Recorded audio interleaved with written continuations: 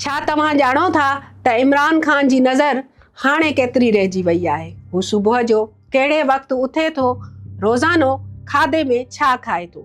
अचो त तव्हांखे उन बाबति ॼाण ॾियूं था। नाज़रीन, मां आहियां फ़हमीदा रियाज़, अव्हां ॾिसी रहिया आहियो WTN न्यूज़। सुप्रीम कोर्ट तरफ़ां बैरिस्टर सलमान सफ़दर खे अदालती मावन मुक़ररु कयो वियो आहे, जंहिंखे इहा ज़िम्मेवारी ॾिनी वई आहे त हू अडियाला जेल वञे ॾिसे त इमरान ख़ान जी सिहत कीअं आहे। सलमान सफ़दर अदालत में लिखत वारी रिपोर्ट जमा कराई आहे, जंहिंमें इमरान ख़ान जो हवालो ॾींदे ॿुधायो वियो आहे त शुरूआत में 2 महीननि लाइ डिस्ट्रिक्ट जेल अटक में रखियो वियो, पोइ खेसि अडियाला जेल रावलपिंडी मुंतक़िल कयो वियो, जिते हू अञा ताईं क़ैद आहिनि। हिते हू 2 सालनि ऐं 4 महीननि खां अकेलाई वारी क़ैद में आहिनि। इमरान ख़ान मूजिबि गुज़िरियल 3 महीननि खां संदसि नज़र तेज़ी सां घटि थी रही आहे। उहो मसइलो उन वक़्तु शुरू थियो जॾहिं हू अडियाला जेल जी जेलर अब्दुल गफ़ूर अंजुम जी निगरानी में। हुन चयो त 73 सालनि जी उमिरि में ऐं केतिरनि ई केसनि में मसरूफ़ हुजण बावजूदु हुन कॾहिं पंहिंजी ज़ाती सिहत बाबति शिकायत न कई हुई, पर हिन संगीन मसइले खे जेल इख्तियारनि संजीदगी सां न वरितो ऐं न ई मुनासिब क़दम खंया। इमरान ख़ान अदालत जे मावन खे ॿुधायो त 3 खां 4 महीना अॻु ताईं ॿिन्हिनि अखियुनि जी नज़र नॉर्मल हुई, पोइ खेसि धुंधलो ॾिसणु शुरू थियो। हुन इहा शिकायत बार बार उन वक़्त जे ऑफिसर खे कई, पर को असराइतो क़दम न खंयो।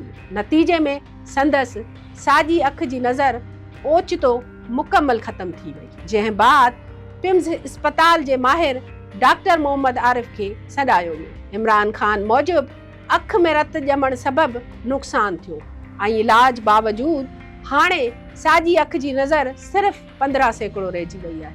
अदालती मामल लिखे थो त मुलाक़ात दौरान इमरान ख़ान जूं अखियूं आलियूं हुयूं ऐं हू बार बार टिशू सां अखियूं साफ़ करे रहियो। जेल इख्तियारनि मूजिबि उन वक़्तु इमरान ख़ान डॉक्टर मोहम्मद आरिफ जी निगरानी में आहिनि ऐं जेल जो ड्यूटी डॉक्टर रोज़ाना 3 भेरा ब्लड प्रेशर ऐं ऑक्सीजन जो लेवल चेक करे थो। जॾहिं त तिबी रिपोर्टनि बाबति पुछा कई वई त ॿुधायो वियो त रिपोर्ट्स ख़ानदान खे ॾिनियूं वयूं आहिनि ऐं सोशल मीडिया ते बि मौजूदु आहिनि। इमरान ख़ान चयो त हिन उमिरि में बाक़ायदा रत जी टेस्ट थियणु घुरिजे, जेका न पई थिए। हुन चयो त संदसि ज़ाती डॉक्टर फैसल सुल्तान ऐं डॉक्टर आसिम यूसुफ खे अॻु में इजाज़त हुई, पर बार बार दरख़्वास्त बावजूदु इजाज़त न पई ॾिनी वञे। 3 महीननि ताईं रुगो अखियुनि जा फुड़ा ड्रॉप्स ॾिना विया, जिन सां का बि बहितरी न आई ऐं आख़िरकार नज़र सख़्तु मुतासिर थी वई। इमरान ख़ान इहो बि चयो त 73 सालनि जी उमिरि में ॾंदनि जे चकास जी ज़रूरत बावजूदु गुज़िरियल 2 सालनि में कंहिं बि डेंटिस्ट संदसि मुआइनो न कयो।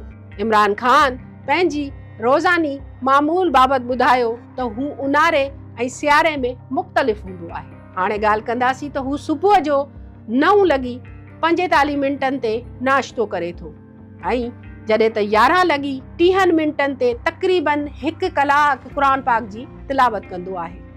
पोइ महदूद सामान सां वर्ज़िश बि करे थो। वटस एक्सरसाइज साइकिल ऐं 9 किलो वज़न जा 2 डंट मौजूदु आहिनि। मंझंदि जो 1:15 वॻे गुसल बाद महफ़ूज़ एतात में हलण फिरण जी इजाज़त हूंदी आहे। हू मंझंदि जो खाधो 3:30 खां 4 वॻे ताईं खाए थो, वरी शाम जो 5 वॻे थोरो वॉक कंदो आहे। इमरान ख़ान मूजिबि खेसि शाम जो 5:30 खां सुबुह जो 10 वॻे ताईं सेल में बंदि रखियो वेंदो आहे। खाधे बाबति हुन ॿुधायो त सुबुह जो कॉफ़ी, दलियो ऐं खारकूं खाए थो। मंझंदि जो खाधो हफ़्तेवार शेड्यूल मूजिबि मुर्गी, गोश्त, दाल ऐं भाॼियूं हूंदियूं आहिनि, जंहिंजो ख़र्च ख़ानदान भरींदो आहे। इमरान ख़ान राति जो मुकमल खाधो न खाईंदो आहे, पर फ्रूट, खीर, खारकूं वठंदो आहे। सेल अंदरि कुर्सी, मेज़, बिस्तरो, हैंगर मौजूदु आहिनि। रोशनी ऐं हवा जो इंतज़ाम मुनासिब आहे। सफ़ाई ऐं बिस्तरे जी तब्दीली लाइ 1 मुलाज़िम मुक़ररु आहे। रिपोर्ट मूजिबि इमरान ख़ान शिकायत कई आहे त सख़्त गर्मी, हब्स ऐं मच्छरनि जो मसइलो आहे। मच्छर मार दवा ऐं रूम कूलर मौजूदु आहिनि पर न काफ़ी आहिनि, जंहिं सबबि ऊन्हारे में 2 खां 3 भेरा फूड पॉइज़निंग थी आहे। इमरान ख़ान जे सेल खां ॿाहिरि लॻभॻि 10 कैमराऊं लॻल आहिनि। हू सिक्योरिटी बाबति मुतमइन आहे। हुन उहा बि शिकायत कई त गुज़िरियल 5 महीननि में मरकज़ी वकील सां मुलाक़ात जी इजाज़त नाहे मिली, जंहिं सबबि दिफ़ा जी तयारी मुतासिर थी। भेनरुनि समेत वेझनि माइटनि मिटनि सां मुलाक़ात जी इजाज़त न मिलण जी शिकायत कंदे इमरान ख़ान ॼाणायो त ताज़ी तब्दीली बाद हाणे ज़ाल बुशरा बीबी सां हफ़्ते में 1 भेरो 30 मिंटनि लाइ मुलाक़ात जी इजाज़त आहे, जॾहिं त गुज़िरियल साल सिर्फ़ 2 भेरा पुटनि सां टेलीफोन ते ॻाल्हाइण जी इजाज़त मिली हुई। रिपोर्ट में फ़ौरी तिबी मुआइनो, क़ानूनी रसाई जी बहाली, ख़ानदान सां मुलाक़ात जी इजाज़त, मच्छर कंट्रोल ऐं फ्रिज फराहम करण जहिड़ियूं सिफ़ारिशूं पेश कयूं वयूं आहिनि।